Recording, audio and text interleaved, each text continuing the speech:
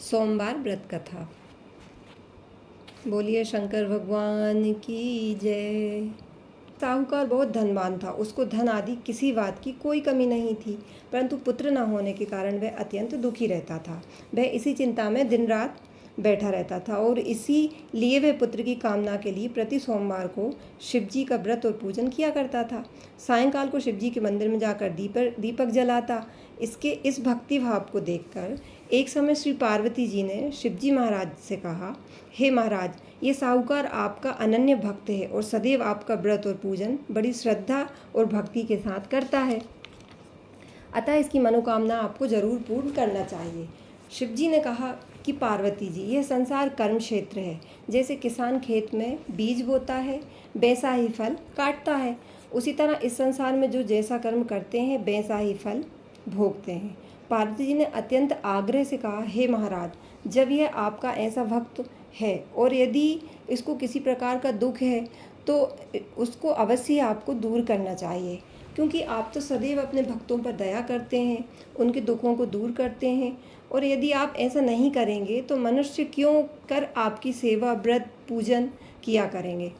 पार्वती जी के द्वारा ऐसा आग्रह करने पर शिवजी महाराज प्रसन्न होकर कहने लगे, हे पार्वती, इसके यहाँ कोई पुत्र नहीं है, इसी पुत्र चिंता से ये बहुत दुखी रहता है।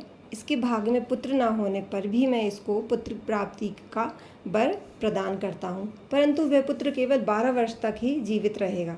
इसके पश्चात उसकी मृत्यु हो जाएगी। इससे अधिक और मैं इसके लिए कुछ नहीं कर सकता। ये सब बात साहूकार सुन रहा था। इससे उसको ना कुछ प्रसन्नता हुई और ना कुछ दुख हुआ। वह पूर्ववत वैसे ही शिवजी महाराज का सोमवार का व्रत और पूजन करता रहा। कुछ समय व्यतीत हो गया। इसके बाद साहूकार की स्त्री गर्भवती हुई और उसने 10वें महीने में बहुत ही सुंदर पुत्र को जन्म दिया। साहूकार के घर में बहुत खुशियां मनाई गई, परंतु साहूकार ने उसको केवल 12 वर्ष की आयु जानकर अधिक प्रसन्नता प्रकट नहीं की और ना ही किसी को ये भेद बताया। परंतु जब वह 9 वर्ष का हुआ तो उस बालक की माता ने उसके पिता से उसके विवाह आदि के लिए कहा, परंतु साहूकार कहने लगा, मैं अभी इसका विवाह नहीं करूँगा और इसे मैं काशी पढ़ने के लिए भेजूँगा।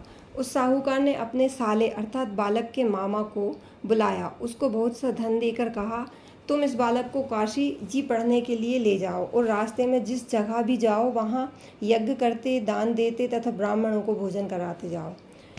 इस प्रकार वे दोनों मामा भांजे सब जगह यज्ञ करते और ब्राह्मणों को भोजन कराते जा रहे थे। रास्ते में उसको एक शहर पड़ा। उस शहर के राजा की कन्या का विवाह था और दूसरे राजा का लड़का जो विवाह के लिए बारात लेकर आया था वह एक आंख से काना था। लड़के के पिता को इस बात की बड़ी चिंता थी कि कहीं वर को देख कन्या माता पिता विवाह से इनकार ना कर दे।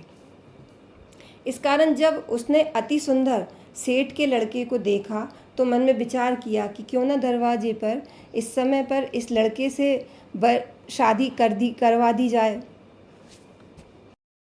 वह ऐसा विचार कर राजा ने उस लड़के और उसके मामा से कहा तो वह राजी हो गए और साहूकार के लड़के का स्नान आदि कराकर वर के कपड़े पहनाकर तथा घोड़ी पर चढ़ा दरवाजे पर ले गए और शांति से सब कार्य हो गए।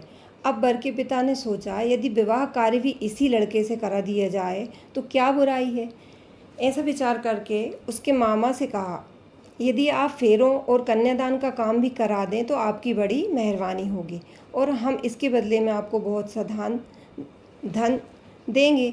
उन्होंने स्वीकार कर लिया और विवाह कार्य बहुत अच्छी तरह से संपन्न हुआ। परंतु जिस समय लड़का जाने लगा तो उसने राजकुमारी के दुपट्टे के पल्ले पर लिख दिया कि तुम्हारा विवाह मेरे साथ हुआ है, परंतु जिस राजकुमार के साथ तुम्हें भेज दिया जाएगा वह एक आंख से काना है।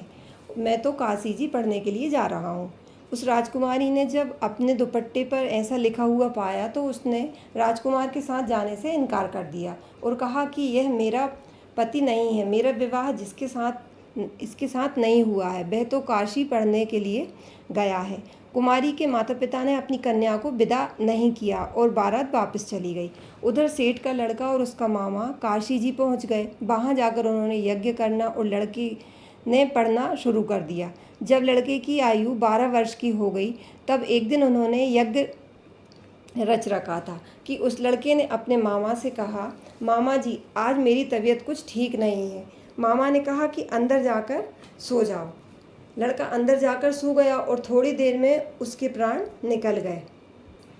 जब उसके मामा ने आकर देखा कि वह तो मुर्दा पड़ा है तो उसको बड़ा दुख हुआ और उसने सोचा कि अभी रोना पीटना मचा दूंगा तो यज्ञ का कार्य अधूरा रह जाएगा। अतः उसने जल्दी से यज्ञ का कार्य समाप्त कर ब्राह्मणों के घर जाने के पश्चात रोना पीटना आरंभ कर दिया। संयोगवश उस समय शिवजी महाराज और पार्वती उधर से जा रहे थे। जब उन्होंने जोर जोर से रोने पीटने की आवाज़ सुनी तो पार्वती जी शिवजी को आग्रह करके उसके पास ले गई और सुंदर लड़के को मरा हुआ देखकर कहने लगी, महाराज ये तो उसी सेठ का लड़का है जो आपके वरदान से पैदा हुआ था। शिवजी ने कहा कि पार्वती जी इसकी आयु इतनी ही थी, यह भोग चुका है।